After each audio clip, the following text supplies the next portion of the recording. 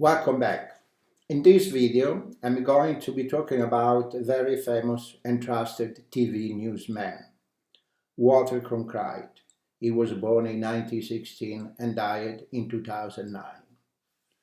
Walter Cronkite, and that's the way it is, and that's the way it is. For almost 20 years, that was how Walter Cronkite would end his newscast. Americans all knew him. So did many world leaders. Today's news anchors could only hope for such recognition. He was often called the most trusted man in America. He anchored the CBS Evening News until 1981. The 60s and the 70s produced more than enough stories to fill a daily newscast. Those were years of social change and civil rights protest. Years that saw John Kennedy, his brother Robert, and Martin Luther King all murdered. The war in Southeast Asia expand, a president resign. Years of worry that the same rocket could take people to the moon could also bring nuclear war to Earth. And years when most of us still thought of a mouse as a small creature, yet smart minds were thinking up that technology behind today's computers and the internet. Walter Cronkite brought it all home each evening, Monday through Friday. As President Barack Obama said in a statement, he was there through wars and riots, marches, and milestones, calmly telling us what we needed to know. And when the anchorman was not found in front of the camera, there was a good chance he was on his boat. He went sailing up until almost his final days. He died on July 17, 2009, at the age of 92. Walter Cronkite was born on November 4, 1916, in St. Joseph, Missouri. His father was a dentist, his mother a housewife. Without young, with young Walter, the family moved from the Midwest to Texas. He worked on his high school newspaper and later left the University of Texas at Austin to become a journalist. He was a newspaper, a radio reporter, and a sport announcer. In 1940, he married Mary Elizabeth Maxwell, known as Betsy. They had three children and were together for nearly 65 years, until Betsy died in 2005. As a young reporter, Walter Cronkite covered World War II. He worked for United Press, the wire service, which later became United Press International. He landed in Holland with American soldiers in a glider, and he was in a military plane overhead as Allied forces stormed the beach at Normandy, France. It was June 16, 1944, the start of the Allied invasion of Europe, the final push to defeat Nazi Germany.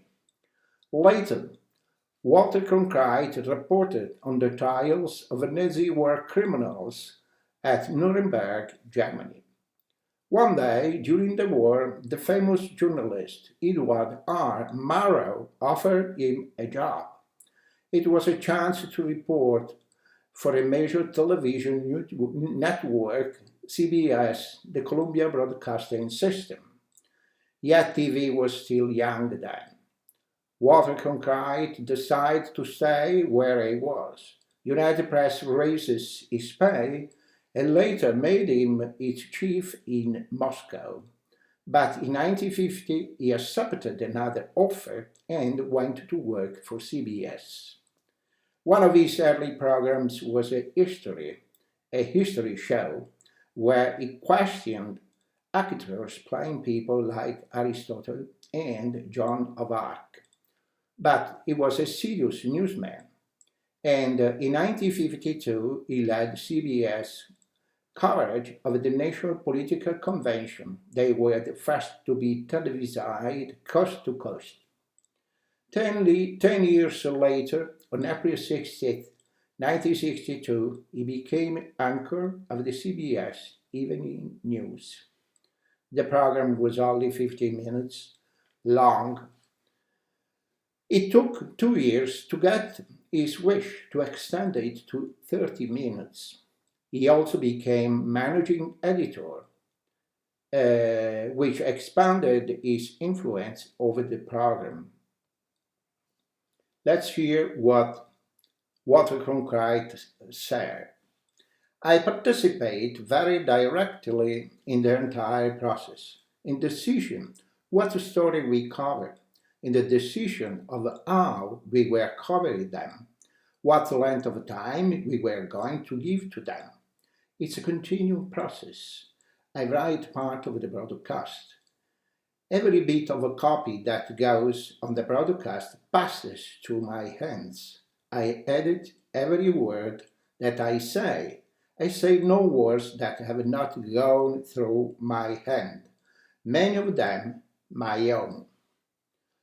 Walter Cronkite met some of the most important people of his time. This was the time of the Cold War between the United States and the Soviet Union.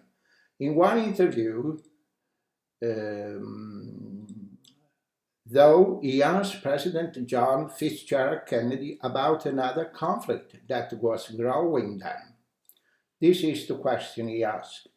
Mr. President, the only hot war we've got running at the moment is, of course, the one in Vietnam. And this is President Kennedy's answer. I don't think that, unless a greater effort is made by the government to win popular support, that the war can be won out there. Americans could come to find truth in Kennedy's words. But just 2 months after that interview, shots were fired at his open-top car, as well as we'll hear later. Walter Cronkite had the sad duty of reporting that the young president was dead. Happy moment came as he reported on the American space program. In July of 1969, he was almost speechless when Neil Armstrong became the first person to walk on the moon. That is what the exclamation Walter Cronkite said. Oh boy, why, boy. Walter Cronkite rarely expressed his own opinions. That was not a reporter's job. But in the late 60s, he went to report on the war to prevent a communist takeover of South Vietnam. President Lyndon Johnson and his advisors kept telling Americans that the United States was making progress. Walter Cronkite went to see for himself. Then, in a commentary in February of 1968, he said the war seemed unwinnable. And this is what Walter Cronkite said. It's increasingly clear to this reporter that the only rational way out then will be to negotiate. Some people denounce him and question his loyalty. Others praise him for speaking truth to power, as some might say. Several weeks later, Lyndon Johnson surprised Americans and announced that he would not seek re-election. The unpopular word had cost him support. It was Richard Nixon who brought home most of the troops before South Vietnam fell to the North in 1975. But it was also Nixon who became the first and only American president to resign. Americans learned from the press that there was political corruption in his administration.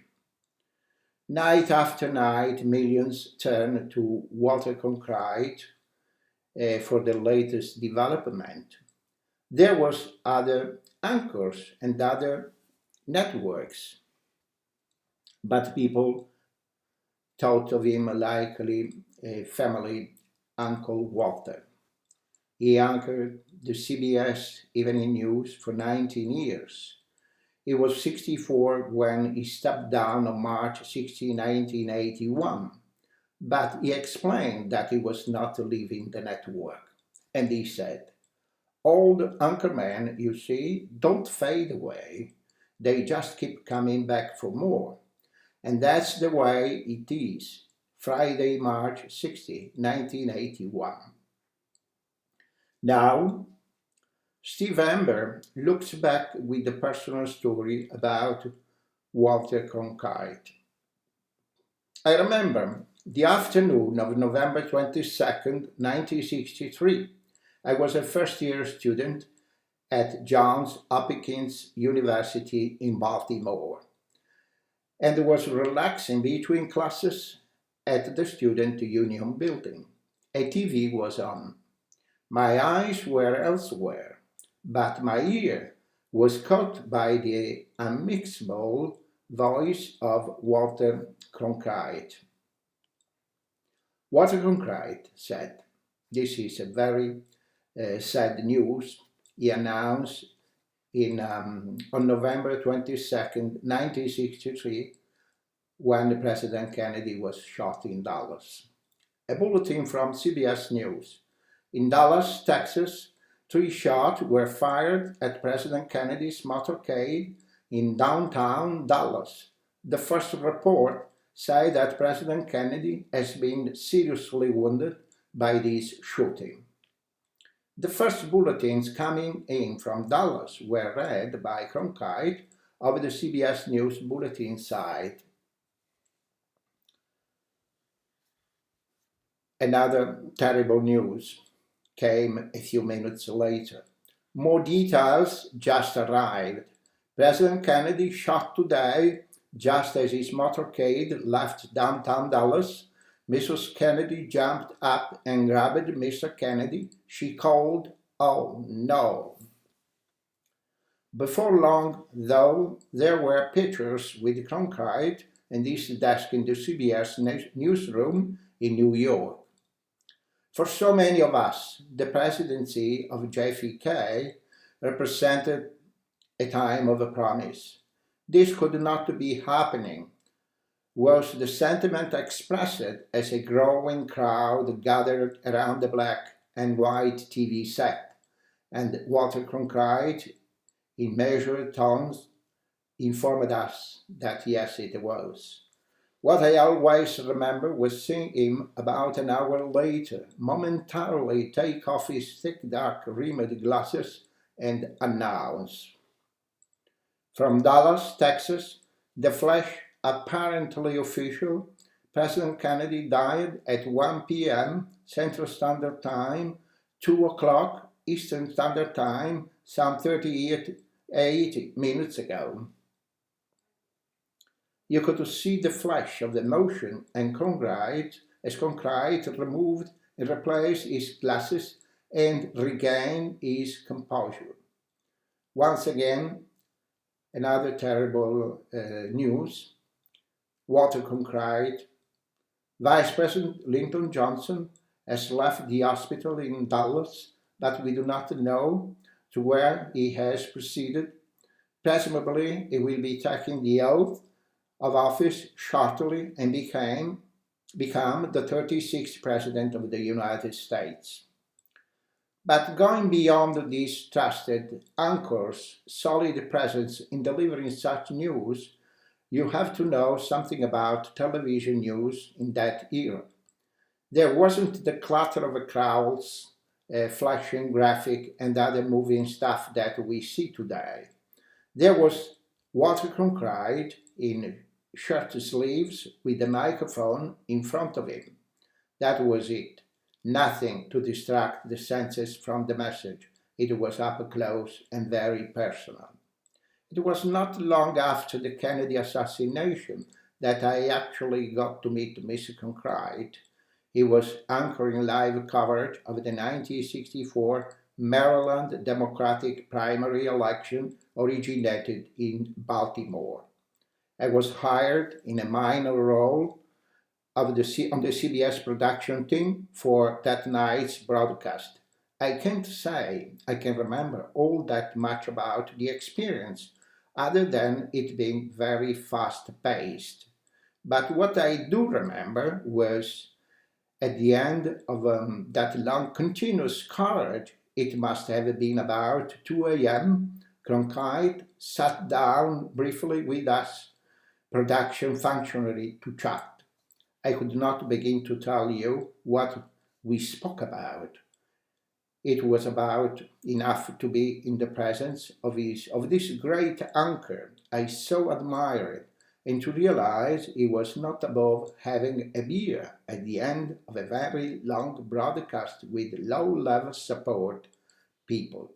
That was the sort of thing that made a young man with broadcasting stars in his eye glow in the dark. And this is the story of Walter Cronkite. Thank you for watching. See you